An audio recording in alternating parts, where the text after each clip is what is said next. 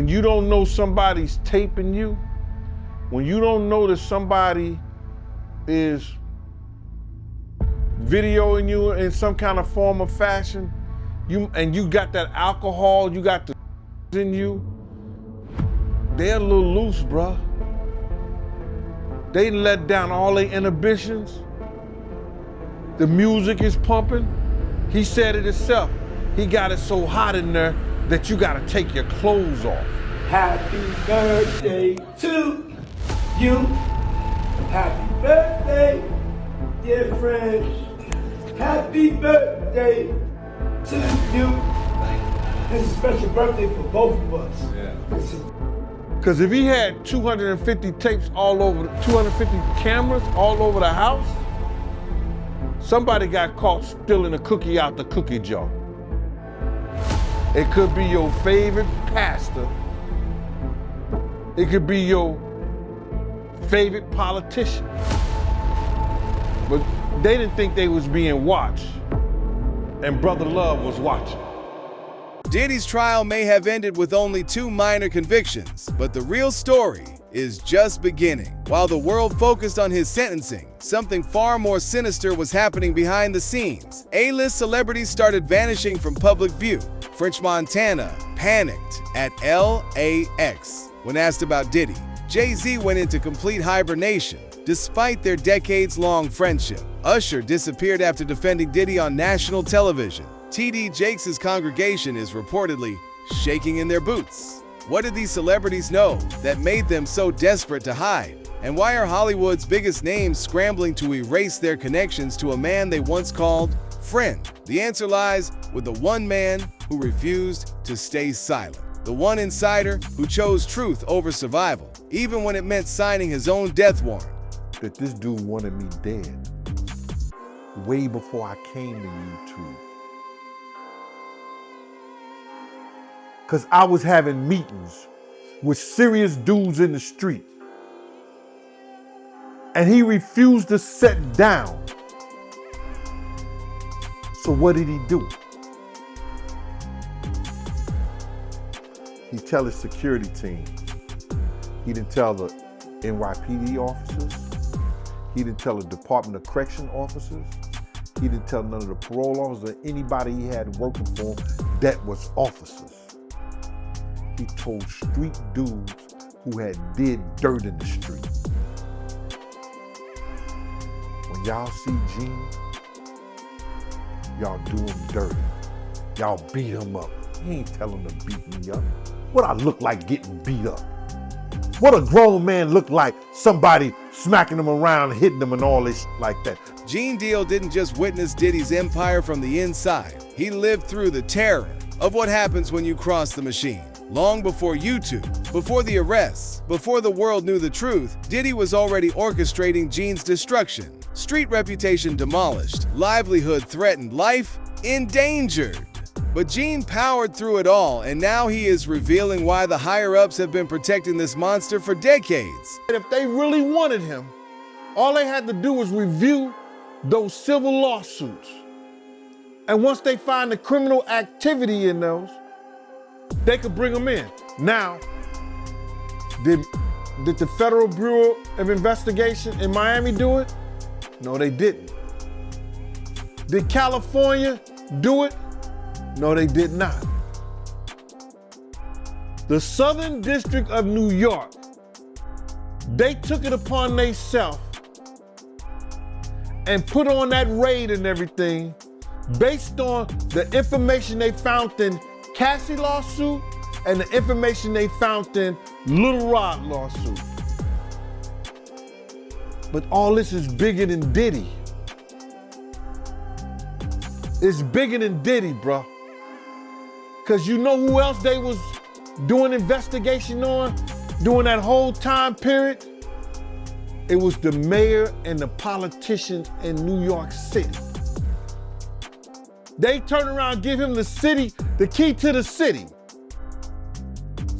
All the mayor people that he brought on here in New York City are all resigning. They all resigning. People ain't gonna tie this together, but if you look at it, you have to say, because of Mayor Adams and his relationship with Diddy, it brought on the Southern District of New York to start investigating Diddy on civil lawsuits that was put against him. This isn't about one pred in the music industry. This is about a systematic cover-up that reaches the highest levels of society. When Gene says it's bigger than Diddy, he's not talking about music industry politics. He's talking about the whole entertainment industry. The question isn't why it took so long to arrest Diddy.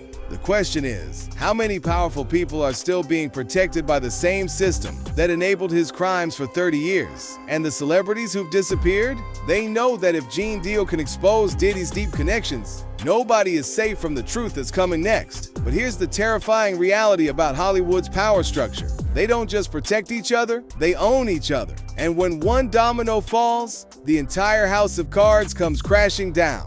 Gene Deal is exposing how deep this protection racket goes, starting with the one institution that was supposed to be untouchable.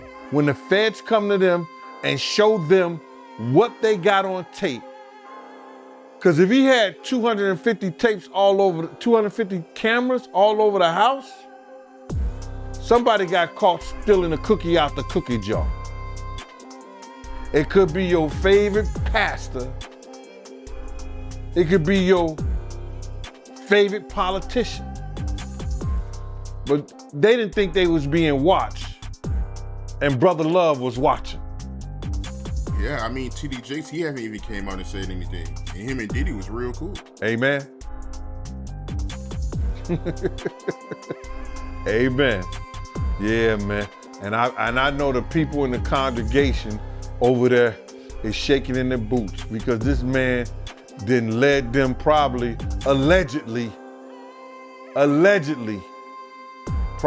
them to damnation because those people's hearts are gonna be broken if that man is seen on those tapes doing anything. Because people always put their faith in the pastor instead of putting their faith in God. And what they need to do is understand that he's just a man. And he has a history. It's not looking too good for him.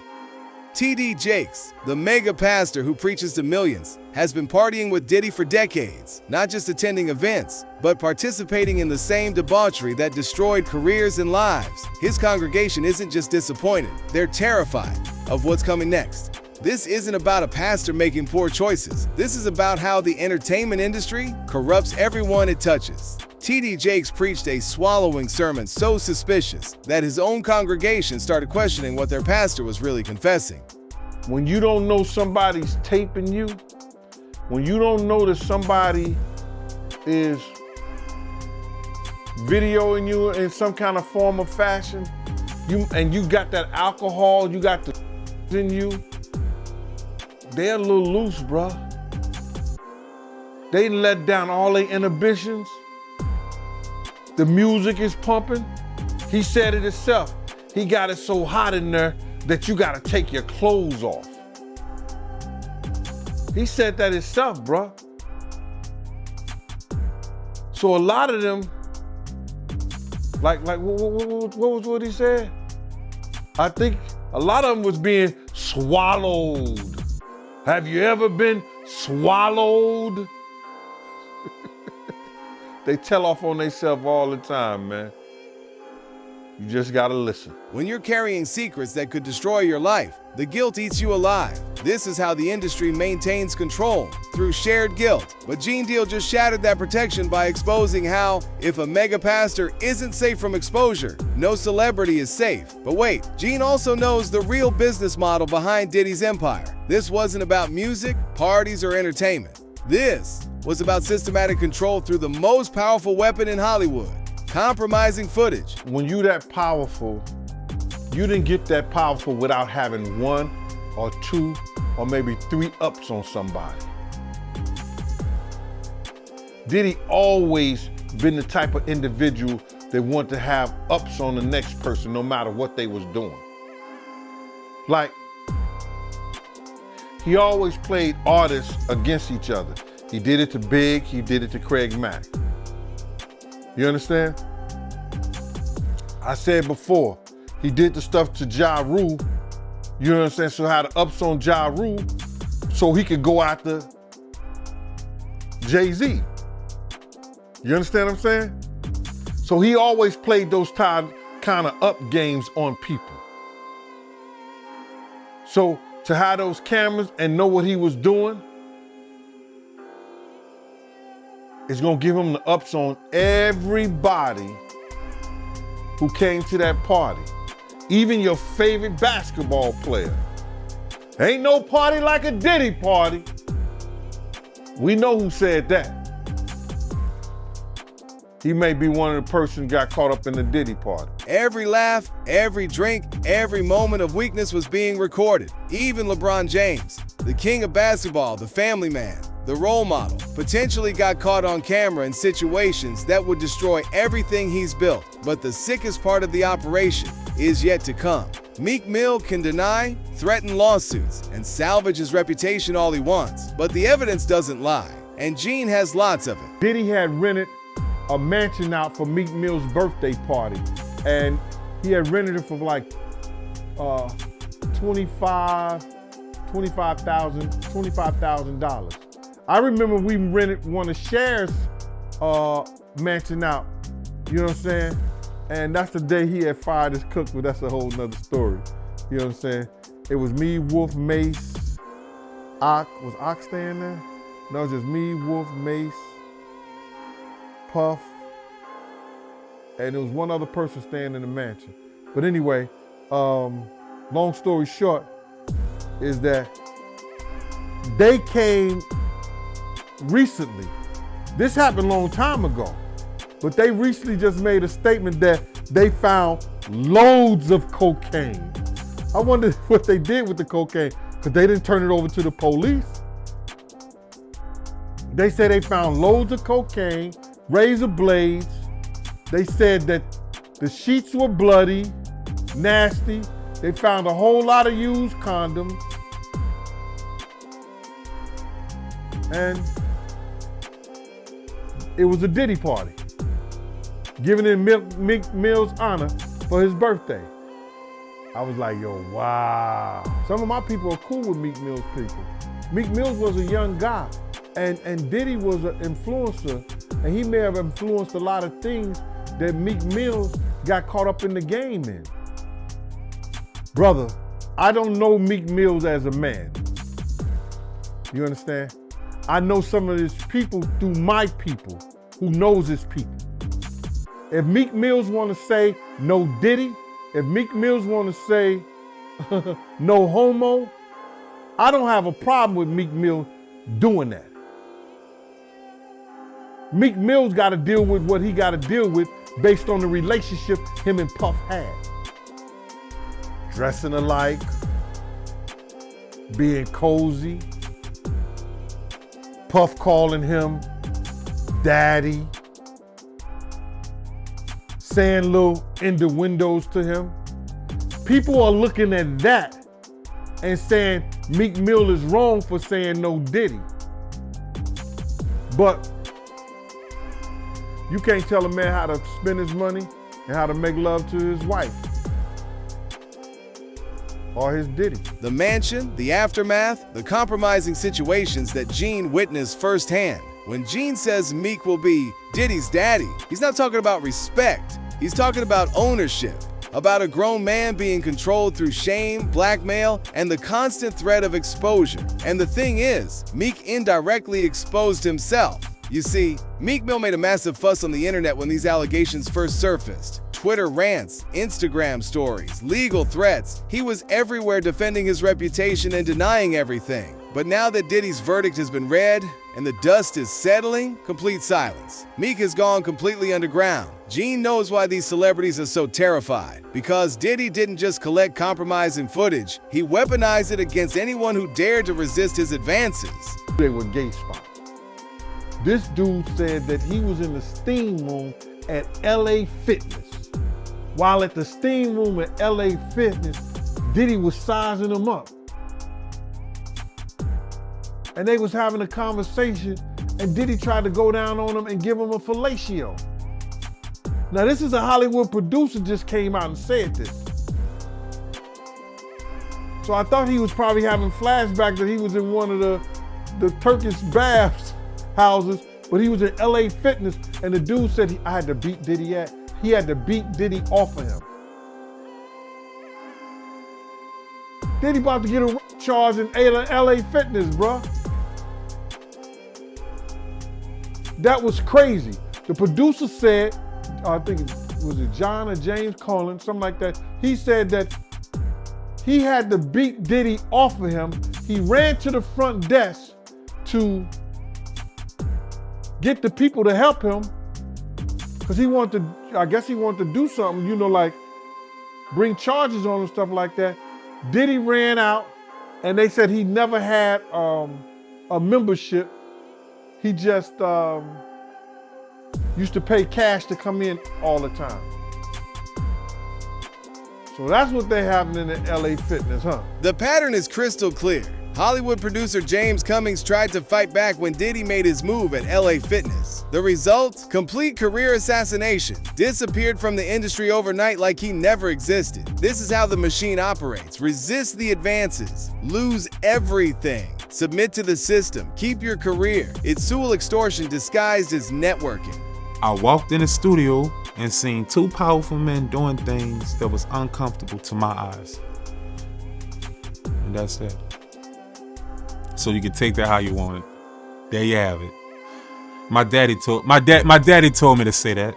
My daddy said, make sure you let it be known that my pa, free my daddy. He said, you make sure you let it be known if you seen something uncomfortable with your eyes, you dig? That man left you down bad.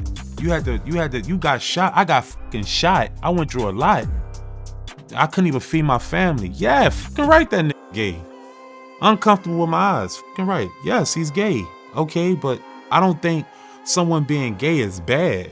And that's the thing. I don't think someone being gay is like a curse. If that's their preference, you know, then say, bro, that's their preference.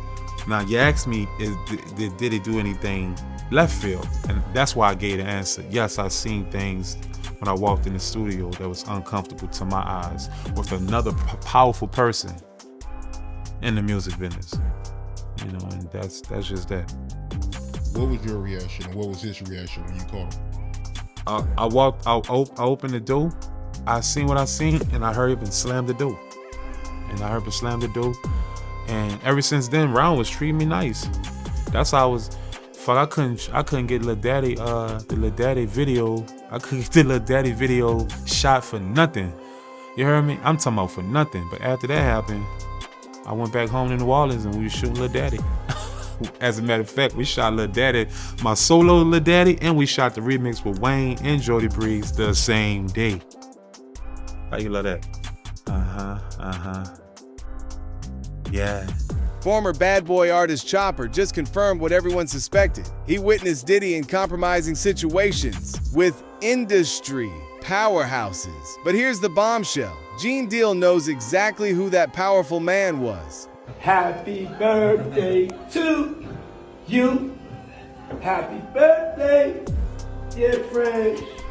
Happy birthday to you. Thank you. It's a special birthday for both of us. Yeah. The evidence speaks for itself. Diddy wishing a practically naked French Montana happy birthday in the most intimate way possible. This isn't friendship, this is ownership. And now that the world has seen this footage, French Montana is scrambling to distance himself from the man who once controlled his career. But when paparazzi cornered French at LAX about Diddy's legal troubles, his reaction said everything. Panic. His security team desperately trying to censor the footage. The same man who used to party with Diddy now can't even hear his name without falling apart. That's not loyalty, that's guilt. And Gene Deal is about to expose why every celebrity in Diddy's orbit is vanishing rather than face the truth about what they participated in. Because here's the sickest part about this whole operation. These celebrities weren't just victims. They were willing participants. They knew exactly what they were getting into. And they stayed because the benefits outweighed their conscience. But now that Diddy's been convicted, these same stars who used to circle around him like vultures are nowhere to be found. The terror in these celebrities' eyes makes perfect sense now. Gene Deal's revelations aren't just accusations, they're previews of what's coming. You see, those tapes are going to make an appearance real soon. An insider lawyer confirmed that the compromising tapes are going to be released one way or another. Every celebrity who participated in Diddy's parties knows their darkest secrets are about to become public. I will tell you, if you just pay attention to the testimony, there were videos on an iPad that the employees had access to, right? And you can't tell me, anyone who's watching this, they've been anywhere and something was going down and somebody said, hey man, give me a copy of that. Right? I mean, we can go back to the R. Kelly tape. That was VHS. You know how hard it is to make a copy of a VHS? and it was probably 30 or 40 of them tapes in every neighborhood. Right? Now we talking about digital. Now we talking about, hey man, airdrop me that video.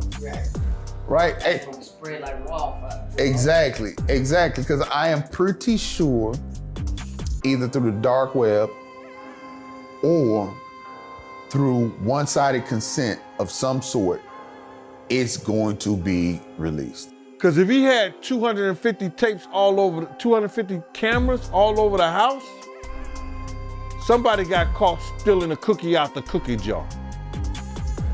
It could be your favorite pastor. It could be your favorite politician. But they didn't think they was being watched, and Brother Love was watching. And speaking of A-listers, Jay-Z and Diddy weren't just business partners. They were intimate allies, matching white girlfriends, calling each other Sean, exclusively. Diddy patting Jay-Z's behind on stage. This wasn't friendship. This was zesthood in the shadows. But now that Diddy's convicted, where's Jay-Z? Complete silence. No support, no statements, no loyalty. The man who used to be inseparable from Diddy has vanished from the conversation entirely. For Diddy to come on stage, pat him on his ass, and then make the statement to people in the world that can't nobody call me Sean but Jay-Z. Now, I don't know what kind of statement, and I can't say, I wish I could say half a homo, but I know I can't say it. But I don't know what kind of half a homo that is. And you trying to say that you're not close to somebody. You coming on stage, patting them on their ass, and then you making a broad statement to the public, can't nobody call me Sean but Sean Carter. And I heard Jay-Z said the same thing about them. But they were so close that they had matching white girls together. Because when they used to see each other, they used to say, yo, how your skinny white girl doing? He'd be like, yo, how your skinny white girl doing?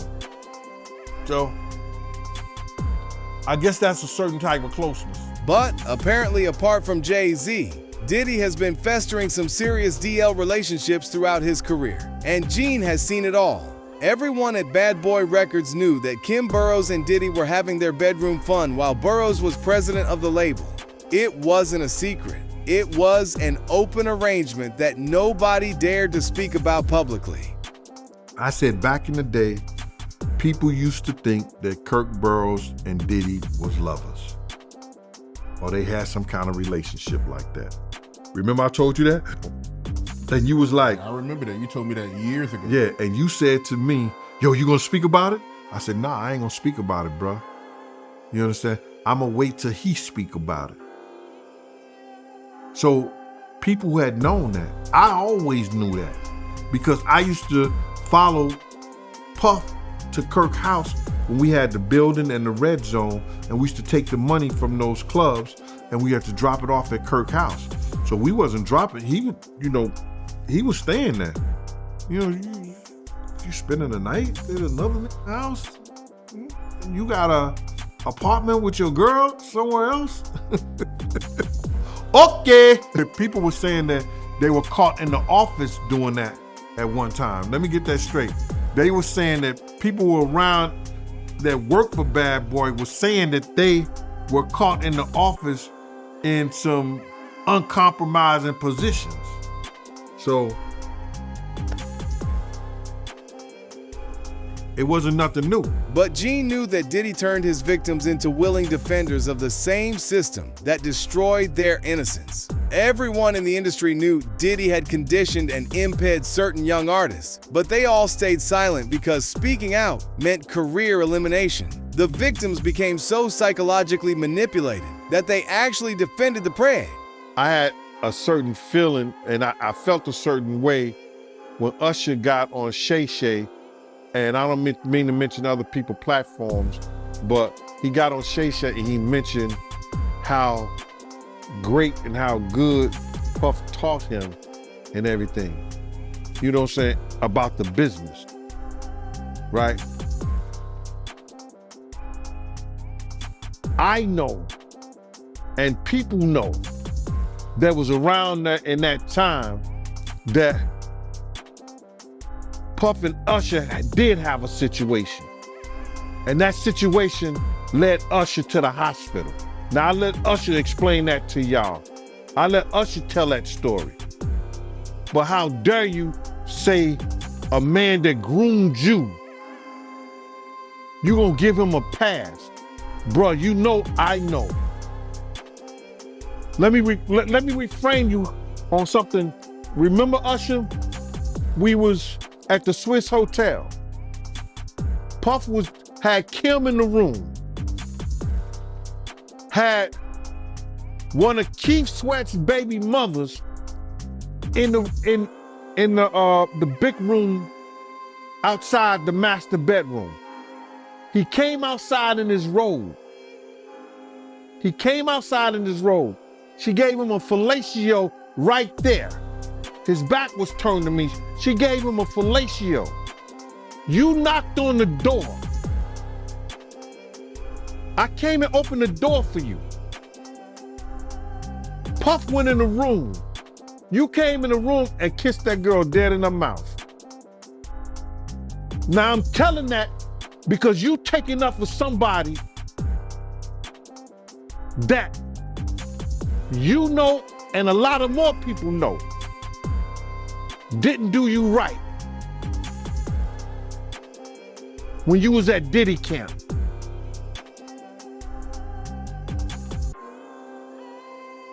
Y'all put it together. After Deal exposed Usher's true relationship with Diddy, Usher completely disappeared from public view. He didn't even show up when Diddy's verdict went in his favor. The same man who tried to help Diddy during his darkest hour vanished the moment Gene revealed the truth about their relationship. Hollywood's biggest names knew exactly what Diddy was doing, but chose to protect themselves instead of speaking up for the real victims. They attended the parties, witnessed the mistreatment, and said nothing because their fame was worth more than their conscience. Ashton Kutcher and him they were real tight. One time, me, him, Ashton Kutcher went to a Nets game and we met Jay-Z there. You know what I'm saying? So they were close, they was cool. But you think Diddy would do something like that? Allow other celebrities? Well, why would it have to be a lie? Because if he get caught in, he gonna be as truthful as possible. You understand? He's gonna give them enough information, whereas that it's gonna make him look like the choir boy. So, Ashton Kutcher, he has a right to be kind of alarmed if he was doing things with Diddy. Remember they used to have that group called the what do they call it? The Brat Pack? With Diddy, him, and a couple other guys was hanging out. Leonardo, one other guy too. I forgot the other guy's name. So, they all might be worried. For him to come out with that comment, I mean, that is suspect. It sounds like he's worried that Diddy might give up some information. That's why. That's why he made that statement. To set it up. To set up the atmosphere that, yo, this guy's gonna lie on us. This guy ain't gonna tell the truth on us. But what we know is that wherever Diddy went, his tape recorders went. His camera equipment was working. He was videotaping everything. So they might have that videotape already. The panic is spreading through Hollywood's elite circles. Ashton Kutcher and Leonardo DiCaprio, A-list actors who used to be party wingers for Diddy, are now scrambling to hide their associations because the feds have them on tape. These celebrities had decades to speak up, to warn others, to stop the cycle of mistreatment. Instead, they chose to protect the system that made them rich and famous. Now that Gene is exposing the truth, they're nowhere to be found because they know their complicity is about to be revealed to the world. What you've just witnessed isn't just about Diddy's crimes. It's about an entire industry built on silence and complicity. Gene Deal didn't just expose one pred. He exposed a network of celebrities who chose their careers over protecting innocent victims. And here's the question that should keep you awake at night. How many other victims could have been saved if just one of these celebrities had found the courage to speak up when it mattered? If you like this video, hit that subscribe button so that you never miss out on any new videos. And until then, fam, keep it real.